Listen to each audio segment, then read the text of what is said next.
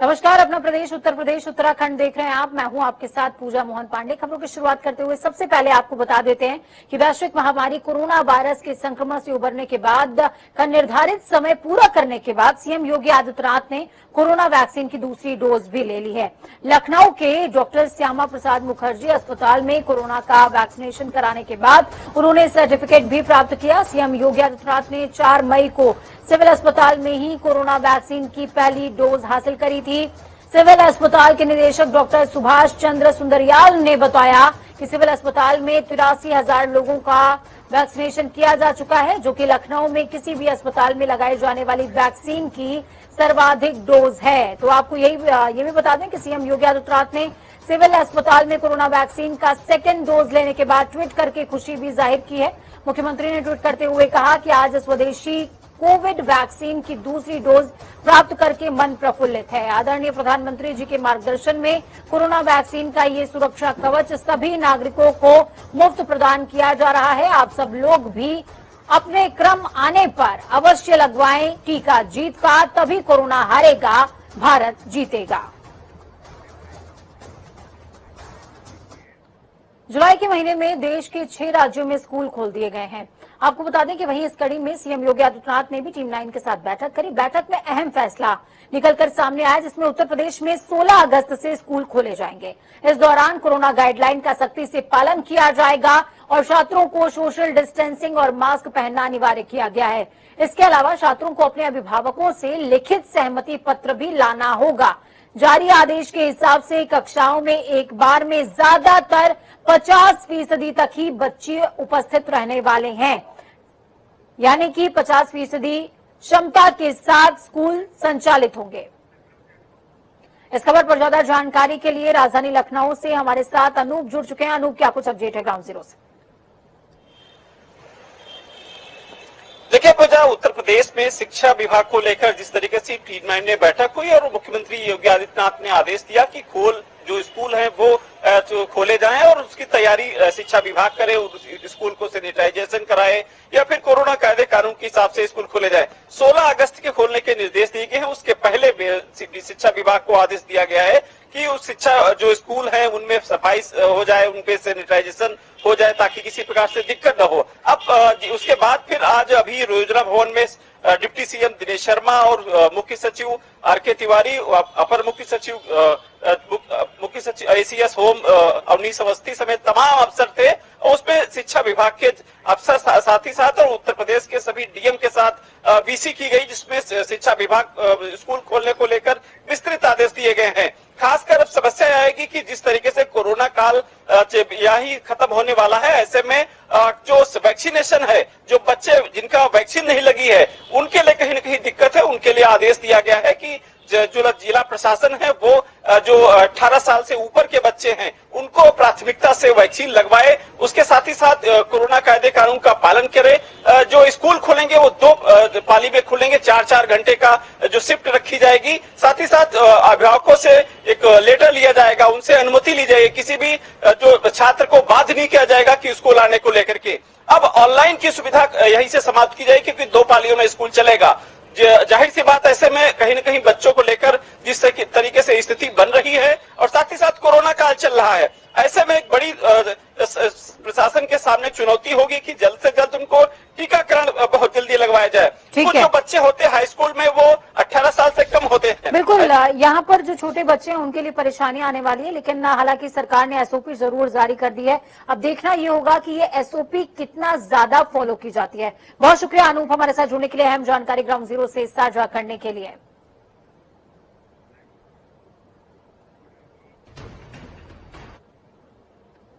तो वही आपको बता दें कि सरकार की तरफ से अहम ऐलान है। ये हमने केवल 9 से 12 तक की जो माध्यमिक में है और उनको भी हमने 2 शिफ्टों में 4-4 घंटे की 2 शिफ्ट में 50-50% की उपस्थिति के साथ अनुमति दी है। और इसी तरीके से जो हमारे अंडर ग्रेजुएट और ग्रेजुएट की हैं उसमें तमाम हमने सावधानियां भी रखी हैं और सावधानियों के साथ साथ हमने उसमें वैक्सीनेशन का भी यदि वो चाहेगा विद्यालय या महाविद्यालय चाहे तो वैक्सीनेशन सेंटर खोल सकते हैं। इस प्रकार के ऑप्शंस भी दिए, जिलाधिकारियों को निर्देश भी हमारे हैं।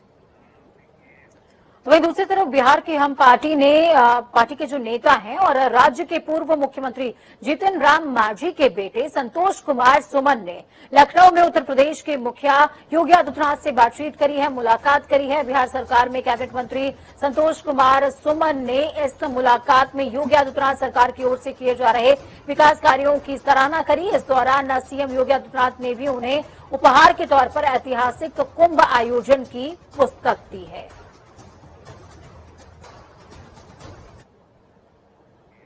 हालांकि ये मुलाकात जो है वो राजनीतिक समीकरणों को साधने के लिहाज से थी, लेकिन इस मीटिंग के बाद कोई तथ्य निकलकर अभी तक सामने नहीं आया है। खबरों में आगे बढ़ते हैं। उत्तर प्रदेश मुहर्रम पर जुलूस निकालने की इजाजत नहीं होगी, इसे लेकर यूपी पुलिस ने दिशा निर्देश जारी कर दिए हैं। कोरोना संक्रमण की वजह से इस तरह का फैसला लिया गया। मुहर्रम को लेकर जिले की पुलिस अधीक्षकों को भी निर्देशित कर दिया गया है। दिशा निर्देश में साफ तौर पर कहा गया कि ट्रैफिक किसी भी हाल में बाधित ना हो और न ही यहां पर लोगों को किसी तरह की दिक्कत आए। बैरियर और चेक पोस्ट लगाकर संदिग्ध वाहनों की चेकिंग की जाए। गाइडलाइन के मुताबिक मोटर वाहन अधिनियम के नियमों की सख्ती से पालना करवाई जाए। डीजीपी ने कहा पुलिस अधीक्षकों को धर्मगुरुओं से संवाद बनाने, सभी महत्वपूर्ण स्थलों की चेकिंग करने, बीट स्तर पर हालातों की समीक्षा करते हुए व्यवस्था को सुचारू करवाने के निर्देश हैं। चंद्र दर्शन के अनुसार इस वर्ष मुहर्रम दिनांक 10/8 से लेकर 19/8 तक संपन्न होगा।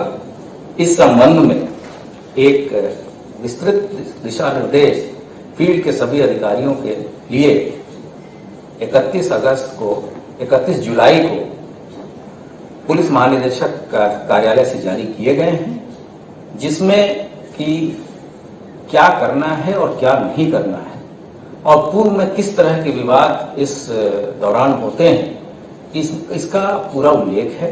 ये एक विभागीय इंटरनल ऑर्डर है जो कि पूर्व में जो चीजें होती रही हैं या जो ग्राउंड रियलिटी है उसके आधार पर दिया गया है।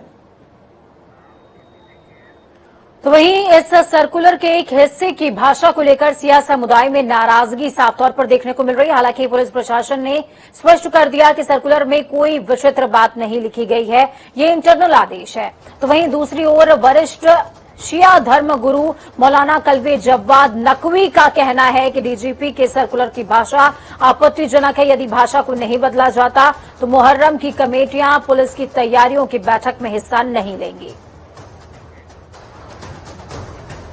इस खबर पर ज्यादा जानकारी के लिए अरशद रजा हमारे साथ में ग्राउंड जीरो से जुड़ गए हैं। अरशद, क्या कुछ अपडेट है ग्राउंड जीरो से? बिल्कुल, आपको बता दें कि जब से नई मुहर्रम को लेकर के नई गाइडलाइन आई है और 10 तारीख से मुहर्रम शुरू है और जिस हिसाब से नई गाइडलाइन है इसको लेकर के सभी धर्मगुरु शिया धर्मगुरुओं ने इसका मुखालिफत की है और इसको नकारा है कि हम इसमें किसी भी धर्म के किसी भी गाइडलाइन को नहीं मानते हैं और न ही कोई धर्मगुरु न ही कोई संस्था इसके साथ शेयर करेगी और न इसको लेकर के कुछ आगे बातचीत करेगी। इसको लेकर के लोगों ने नाराजगी जताई है धर्मगुरुओं ने। बिल्कुल, ऐसी कौन सी भाषा है जिसको लेकर के विवाद खड़ा हो गया है, जबकि पुलिस अधीक्षकों की तरफ से बार बार सफाई दी जा रही है? अरशद जी बिल्कुल, इस तरह की सफाई दी जा रही है, लेकिन जिस तरह से इसमें जो गाइडलाइन आई है, गाइडलाइन में बोला गया है कि ये मुहर्रम में सौहार्द बिगाड़ा जाता है, जबकि उलमाओं का कहना है कि ये मुहर्रम गम का त्योहार है, गम में मनाया जाता है, इसमें कोई सौहार्द नहीं बिगाड़ा जाता। सब आपसी भाईचारे से और गम मनाते हैं, न कि खुशी मनाते हैं कि जिसमें इसमें बवाल हो या कुछ होड़दंग हो। इसको लेकर के नाराजगी जताई है धर्मगुरुओं ने। ठीक है, बहुत शुक्रिया अरशद हमारे साथ जुड़ने के लिए, अहम जानकारी ग्राउंड जीरो से साझा करने के लिए। तो आपको बता दें कि दिशा निर्देश के कुछ अहम पहलू आपकी टीवी स्क्रीन पर इस समय आप देख सकते हैं। मुहर्रम के दौरान ताजिया या फिर जुलूस निकालने की इजाजत नहीं होगी। कोविड गाइडलाइन का पालन करते हुए सादगी के साथ और शांतिपूर्ण रैली निकाली जा सकती है। किसी भी तरह का शस्त्र या फिर हथियार का प्रयोग नहीं होगा। असामाजिक तत्वों के विरुद्ध निरोधात्मक कार्रवाई की जाएगी। राजस्व विभाग के सहयोग से सावन महीने का आज दूसरा सोमवार है। भक्त सुबह से ही शिवालय में हैं और दर्शन कर रहे हैं, लेकिन मंदिरों में कोरोना के नियमों की जमकर धज्जियां भी उड़ाई जा रही हैं। सब एक दूसरे में रुंधे हुए हैं, ना चेहरे पर मास्क है और ना ही 2 गज दूरी का ख्याल। क्या संभावित तीसरी लहर के लिए हम तैयार हैं? ये खास रिपोर्ट देखिए।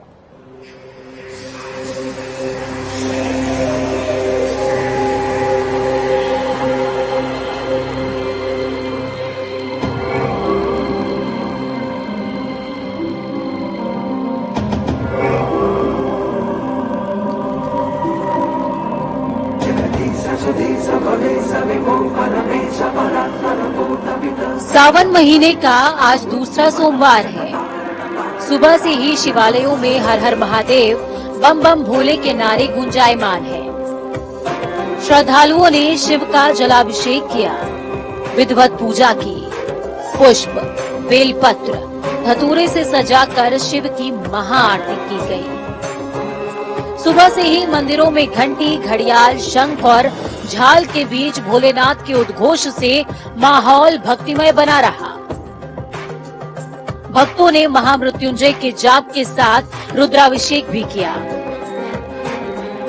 लेकिन माना कि शिव की आस्था गहरी है, लेकिन ये महामारी भी तो 100 साल की अब तक की सारी बीमारियों पर भारी है।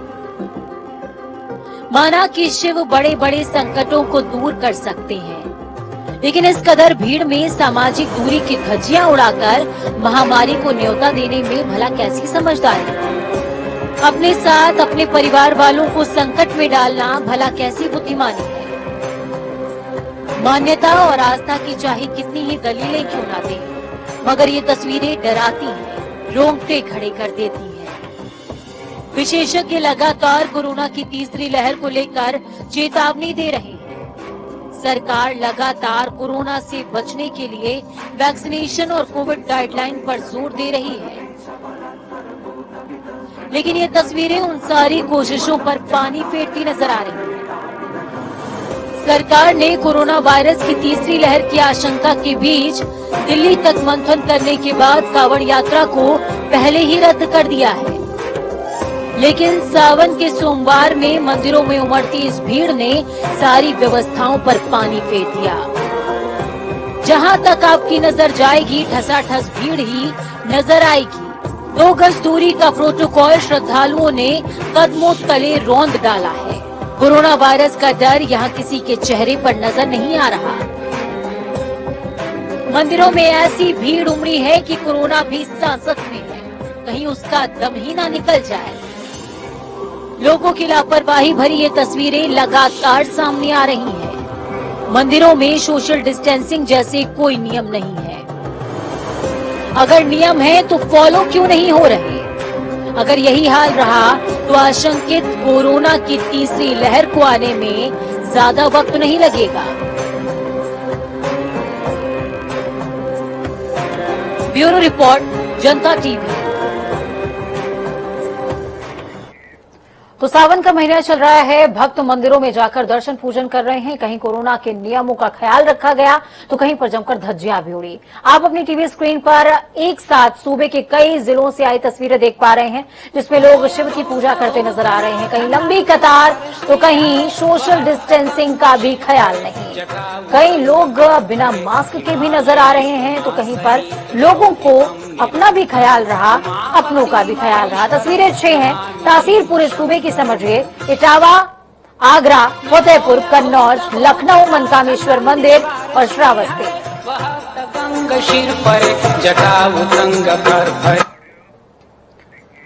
वरिष्ठ सपा नेता स्वर्गीय जनेश्वर मिश्र की जयंती 5 अगस्त को सभी तहसील क्षेत्रों में समाजवादी पार्टी साइकिल यात्रा के जरिए मनाने वाली है।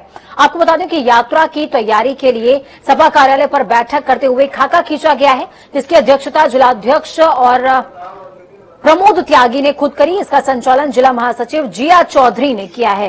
सपा जिला अध्यक्ष प्रमोद त्यागी ने कहा कि छोटे लोहिया के नाम से मशहूर समाजवादी आंदोलन के अग्रणी नेता पंडित जनेश्वर मिश्र के योगदान को नमन करते हुए 5 अगस्त को उनके जन्मदिवस के मौके पर सपा कार्यकर्ता साइकिल यात्रा निकालकर सपा सरकार बनाने की अपील करेंगे। 5 तारीख में जनेश्वर जी के दिन पर हमारी समाजवादी पार्टी, हमारे राष्ट्रीय अध्यक्ष जी के निर्देशों पर सभी समाजवादी कार्यकर्ता पूरे प्रदेश में और खासकर हमारी जिम्मेदारी हमारे जनपद की है। जनपद में हर गांव में भारतीय जनता पार्टी की सरकार की जन विरोधी नीतियों के विरोध में, और जो 2022 में हमारे नेता आदरणीय अखिलेश यादव जी ने जो घोषणाएं की हैं और जो हमारी 2012 की सरकार की उपलब्धियां हैं, उन सबको जनता के बीच पहुंचाएंगे और जनता को बताएंगे कि अगर हमारी 2022 में आपकी मोहब्बत प्यार से सरकार बनती है तो हम इस तरह का काम प्रदेश में विकास का करेंगे। और इन सरकारों ने, दिल्ली की, लखनऊ की भारतीय जनता पार्टी की सरकारों ने क्या जनता के विरोध में कार्य किए हैं वो सारी जनता तक पहुंचाने का काम 5 तारीख में हमारे लोग करेंगे। हमने हर न्याय पंचायत के हिसाब से पूरे जनपद के 622 गांव, सब शहर कस्बों के कार्यक्रम बढ़ा। सरकारी एफसीआई खाद्य गोदाम से अनाज चोरी के बड़ी रैकेट का विधायक नंदकिशोर गुर्जर ने भांडाफोड़ किया। आपको बता दें कि पुलिस ने देर रात रूपनगर खाद्य गोदाम पर छापेमारी की। इस दौरान उनके साथ में विधायक नंदकिशोर गुर्जर भी मौजूद रहे। छापेमारी के दौरान गोदाम से अनाज चोरी करते हुए 3 गाड़ियां मौके से बरामद हुई हैं और आधा दर्जन से ज्यादा लोगों को पुलिस ने गिरफ्तार भी किया। तो वहीं विधायक ने लोनी कोतवाली में खुद तहरीर देकर मुकदमा दर्ज करवाते हुए कहा कि प्रधानमंत्री मुफ्त अन्न योजना को बड़ी साजिश के तहत अधिकारी चूना लगा रहे हैं, जिनके खिलाफ कड़ी कार्रवाई होनी ही चाहिए। योगी सरकार की सवेरा योजना के बेहतर परिणाम अब सामने आने लगे हैं। कानपुर में एक बुजुर्ग मां बाप को इंसाफ दिलाने के लिहाज से पुलिस कमिश्नर असीम अरुण खुद पहुंच गए। दरअसल बुजुर्ग मां बाप को बेटे और बहू ने घर से निकाल दिया था, जिसका मुकदमा बुजुर्ग दंपत्ति ने चकेरी थाने में लिखवाया था। शिकायत मिलते ही कमिश्नर ने खुद संज्ञान लिया। उन्होंने फोर्स के साथ मौके पर पहुंचकर बुजुर्ग दंपत्ति को घर में सुरक्षित वापस भेजा है और बहू बेटे के खिलाफ कार्रवाई करते हुए उन्हें जेल भेज दिया।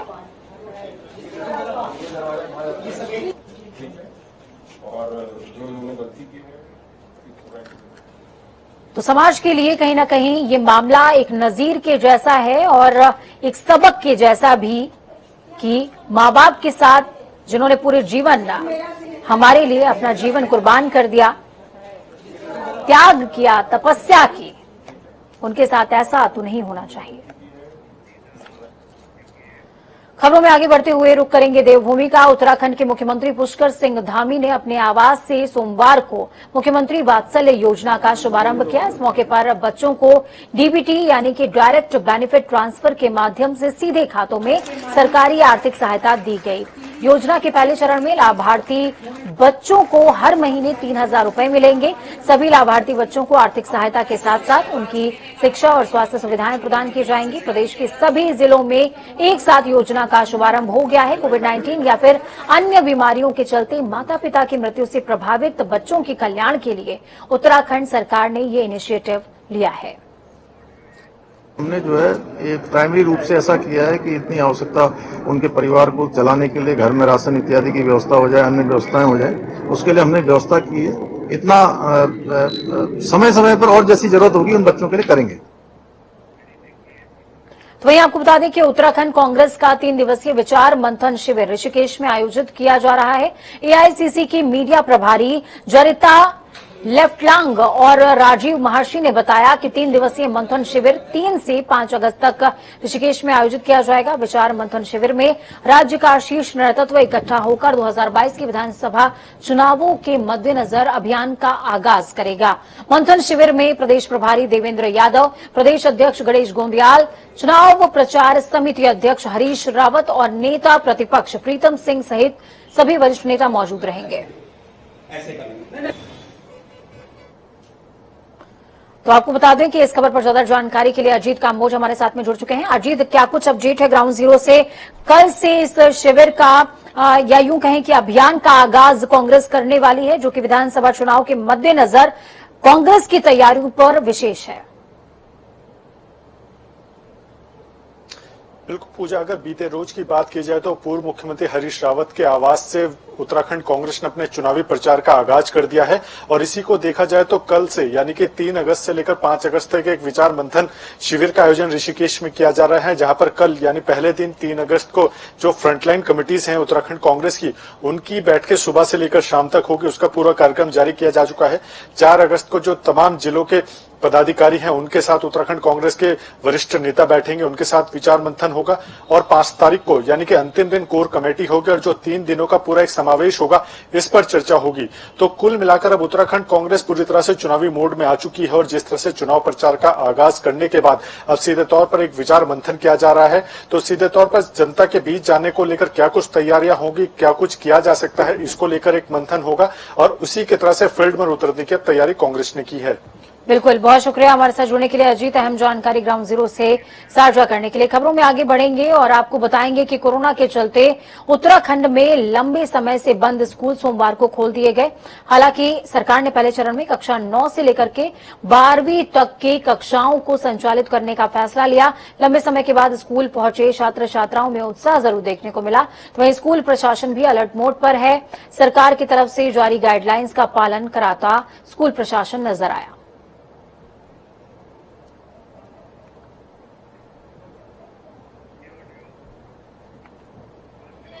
उत्तराखंड सरकार ने कोरोना काल के बाद आज लंबे समय के बाद स्कूलों को खोल दिया है और कक्षा 9 से लेकर कक्षा 12वीं तक के स्कूल्स यहां पर खोल दिए गए हैं। और जिस तरह से अगर कक्षाओं की बात की जाए तो छात्र छात्राएं कम संख्या में स्कूल जरूर पहुंच रहे हैं, लेकिन टीचर्स जो यहाँ पर मौजूद हैं उनकी पूरी कोशिश है कि चाहे ऑफलाइन माध्यम हो या फिर ऑनलाइन माध्यम हो, दोनों ही तरीके से छात्रों की पढ़ाई का नुकसान ना हो और उनकी समुचित पढ़ाई की व्यवस्था यहाँ पर की जा सके।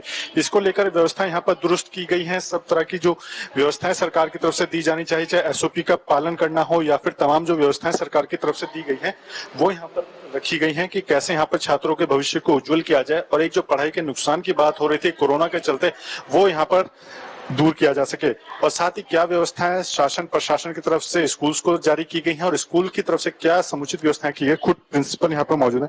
बड़ाई मैम, स्कूल आज से खुल चुके हैं 9 to 12 है, किस तरह की व्यवस्था यहाँ पर की? बिल्कुल आप देख रहे होंगे, क्योंकि स्वास्थ्य सबसे पहले है तो उसको प्रायोरिटी में रखते हुए हमने जैसे ही बच्चे एंटर हुए उन्होंने हमने थर्मल स्कैनिंग की उनकी और सैनिटाइज करवाया। और उसके बाद जैसे ही क्लास में आए तो आप देख रहे हैं कि सोशल डिस्टेंसिंग के साथ इनको बिठाया गया है। हमने इनके लिए सैनिटाइजर भी रखा हुआ है। वैसे इंडिविजुअल बच्चों के पास भी है, मास्क पहने हुए हैं। और प्रत्यक्ष जो हमारा हाइब्रिड मोड में भी कक्षाएं संचालित हो रही हैं कि जो बच्चे कक्ष में अध्ययन कर रहे हैं वो ठीक है, और जिनके अभिभावकों की सहमति नहीं है वो घर से भी अपनी पढ़ाई कर सकते हैं। इसके अलावा मैम और जो तरह की एसओपी यहाँ पर दी गई है, एसओपी का पालन अक्षर टू अक्षर किया जाए, वो किस तरह से व्यवस्था है? बिल्कुल बिल्कुल, उसके लिए हम लोगों ने वैसी ही व्यवस्था की है जैसे गाइडलाइंस हैं कि कैसे सोशल डिस्टेंसिंग के साथ बैठना है और कैसे आपने जैसे हमको आदेश मिले हैं कि 4 घंटे हमें 9 to 12 संचालित करना है, तो हमने 40 मिनट का एक पीरियड रखा है और हमारे 6 पीरियड संचालित होंगे। तो सुबह 9 बजे से और 1 बजे तक हमारी लगातार कक्षाएं संचालित होंगी। तो सरकार की गाइडलाइन जारी होने के बाद अब स्कूल रीओपन हो चुके हैं और जिस तरह की व्यवस्थाएं सरकार की तरफ से बनाई गई थी उनको इम्प्लीमेंट करने का जिम्मा स्कूल प्रबंधन का है और वो यहाँ पर पूरा होता हुआ भी नजर आ रहा है। सरकार की पूरी कोशिश है कि कोरोना के चलते जो नुकसान पढ़ाई में छात्रों का हुआ है वो अब और ज्यादा ना हो। कैमरामैन रुपेश नेगी के साथ अजीत काम्बोज, जनता टीवी, देहरादून। तो वक्त यहाँ पर छोटे से ब्रेक का है। ब्रेक के उस पार खबरों का सफर लगातार जारी है। बने रहिए जनता टीवी के साथ। जनता टीवी की ये उम्मीद कि आपका आने वाला समय आज से बेहतरीन है।